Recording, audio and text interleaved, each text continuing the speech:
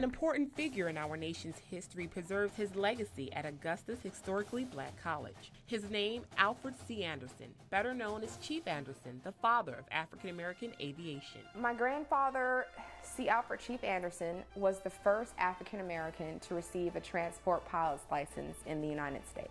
It wasn't just his flying that earned him recognition, but also his training of the Tuskegee Airmen during World War II. At the time, it was said that African Americans did not have the mental capacity to fly planes. That notion was changed after Chief Anderson took an historic flight with First Lady Eleanor Roosevelt. And so then you get the famous picture of, them having the Cheshire grin from ear, both of them.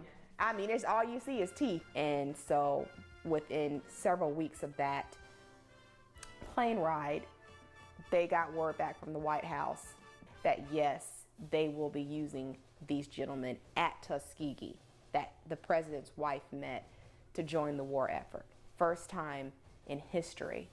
In both American and African American culture, Chief Anderson received a massive amount of recognition, which was recently highlighted in a Hollywood film, Red Tails. The movie is loosely based on his training of the Tuskegee Airmen and their experiences during World War II. The Red Tails is not just a myth. They really did paint their P-51 Mustangs with red tails. But the core of the Red Tails resides here in Augusta with his granddaughter, who simply calls our history's trailblazer Grandpa. My grandfather was their chief flight instructor, and I'm his granddaughter, and so then it's like, oh wow.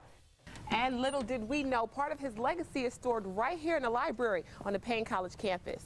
Create the partnership between Payne College and the Chief Anderson Foundation to open it up to international scholars that want to come and use the space to study these artifacts for whatever reasons. Just from her grandfather's belongings alone are concrete artifacts of Chief Anderson's life. They include original documents that create a timeline of events during the war. Take these letters, written to Chief Anderson by one of his men, explaining the disappearance of a co-pilot. That man eventually became the first recorded Tuskegee Airman to die in combat. His whole thing was, I refuse to let these young black people that are coming after me go through the terrible encounters I had to go through. Now Payne College has a wide collection showcasing Chief Anderson's life, making him the first and only icon to have an artifact exhibit at the HBCU.